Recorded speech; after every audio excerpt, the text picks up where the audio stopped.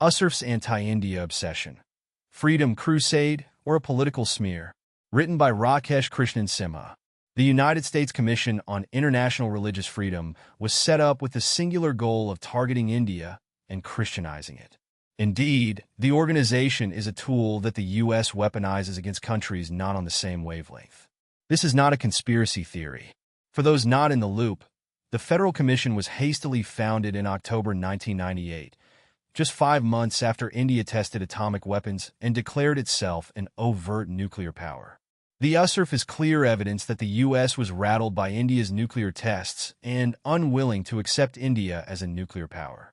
The fact that the U.S. government values USCIRF so highly as a tool of its foreign policy is shown by the bipartisan support it receives, with commissioners appointed by the President and top leaders from both political parties in the Senate and House of Representatives.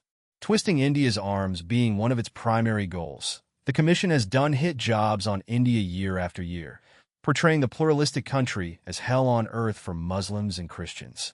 Like Groundhog Day, there is an element of déjà vu about USCIRF's annual reports. They invariably attack India. Its latest report released this month talks about collapsing religious freedom conditions. The USCIRF's recommendations may be advisory in nature, but they constitute all-out interference in the internal affairs of a sovereign country. The measures it recommends to tame India and turn it into a banana republic are harsher than the hawkish Ronald Reagan administration's sanctions against the Soviet Union. Fox safeguarding the henhouse. The Commission has no Hindu representatives, but incredibly, its latest member is a Pakistani, Asif Mahmood. This is where irony dives off a cliff. A person who comes from Pakistan, a country that has zero religious freedom and which has ethnically cleansed its entire Hindu minority, is now evaluating religious freedom in India, where so-called minorities have more privileges than indigenous Hindus. In fact, throughout the 96-page report, the USCIRF fails to provide a single instance of the Narendra Modi government's direct involvement in any violation of religious freedom of any individual. No wonder there are more holes in Mahmood's report than Swiss cheese.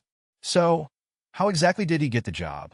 Mahmood is connected to prominent figures in political circles and maintains close relationships with influential U.S. leaders who are longtime India baiters. His appointment to the USCIRF is contentious, fueled by his active promotion of anti-India narratives disguised as human rights advocacy.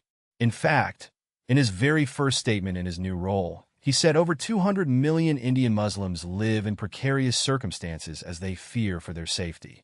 That's rich considering India's Muslim population has increased from around 30 million at independence in 1947 to around 250 million today, even as Pakistan's Hindu population plunged from 21% to 1.5% in the same period. In May 2024, Mahmood tried to instigate Muslims in India over the Citizenship Amendment Act, CAA. This law was drafted to expedite citizenship for religious minorities who fled to India due to persecution in Bangladesh, Pakistan, and Afghanistan. It doesn't impact Muslims who are currently Indian citizens. However, Mahmood lied on the social media site X. Citizenship Amendment Act #say 2019 being implemented in #India intentionally coincided with the #Ramadan 2024 to send a clear message to the #Muslims of India that you are no longer equal citizens. Religious freedom at its lowest and religious discrimination at its highest expose India and #Modi of its shallow secular claims. Mahmood is fond of propagating conspiracy theories linking India to the killings of Khalistani extremists in the United States, Canada, and Pakistan. In May 2024, he posted on X that he had a thorough discussion about victimization and assassination by implanted agents from India of Sikhs in the United States, Canada, and Pakistan, and means to counter these threats. In 2023, when Khalistani terrorist Hardeep Singh Nijjar was gunned down in Canada by unknown assailants, the factually and grammatically challenged Pakistani ran it on X. Why India is so obsessed with Canada.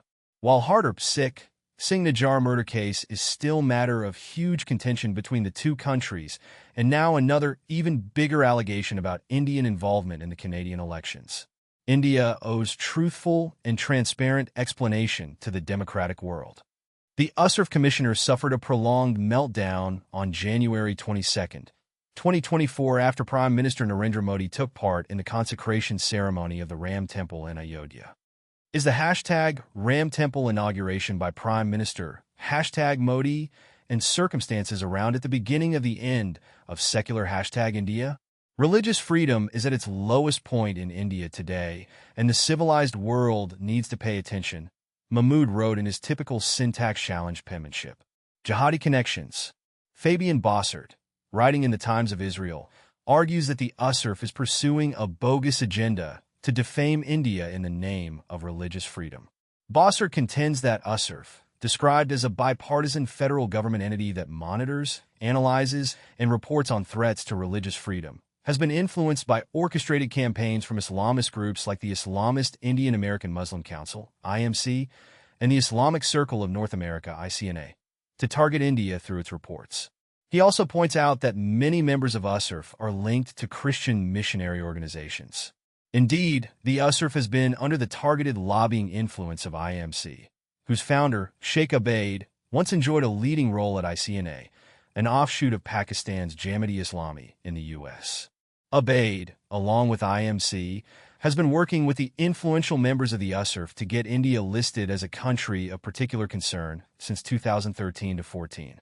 IMC fired the first salvo when it hired the lobbying group Fidelis Government Relations and its president Terry Allen for $55,000 for lobbying the USCIRF to get India blacklisted. The lobbying efforts were apparent in 2014 when the commission started using the Pakistan-approved map of India, which excluded Jammu and Kashmir, Ladakh, and Arunachal Pradesh. Bossert warns that labeling India as a country of particular concern has significant consequences. It tarnishes India's international reputation and adversely affects foreign direct investment and global investments, as countries may hesitate to invest substantial amounts in a nation labeled as such. Propagandava. India's Ministry of External Affairs has slammed the report. The USCIRF is known as a biased organization with a political agenda. They continue to publish their propaganda on India, masquerading as part of their annual report.